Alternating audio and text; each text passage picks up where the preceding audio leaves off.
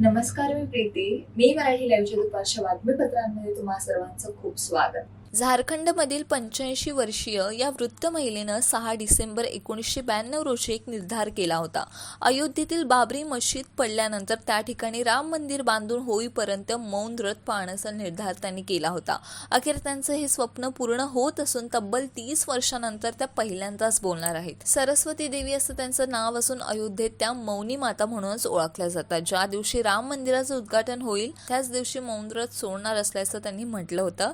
येत्या 22 शनिवारी रोजी मंदिराच्या उद्घाटनाच्या दिवशी सरस्वती देवी अखेर आपलं मौन व्रत सोडणार आहे. त्यांची ही कहाणी सोशल मीडियाद्वारे अनेकांपर्यंत पोहोचली असून त्यावर नेटकऱ्यांकडून विविध प्रतिक्रिया येत आहेत. जेलमधून सुटका झाल्यानंतर विना परवानगी रॅली काढल्याने माजी मंत्री सुनील केदार यांच्यावर नागपुरातील धंतोली पोलीस ठाण्यात रात्री उशिरा गुन्हा दाखल करण्यात आला. तर पोलीस जामीन रद्द करण्याची मागणी करणार असल्याची माहिती मिळत आहे. माजी मंत्री सुनील केदार यांची नुकतीच उच्च न्यायालयाने जामीन मंजूर केल्यानंतर जेलमधून सुटका करण्यात आली. 1 लाख रुपयांच्या जात मुचलक्यावर सुनील केदार यांची जेलमधून जामिनावर सुटका करण्यात आली. नागपूर जिल्हा मध्यवर्ती सहकारी बँकेतील 150 कोटींच्या सरकारी रोखे खरेदी घोटाळा प्रकरणात सुनील केदार यांची जेलमधून जामिनावर सुटका करण्यात आली.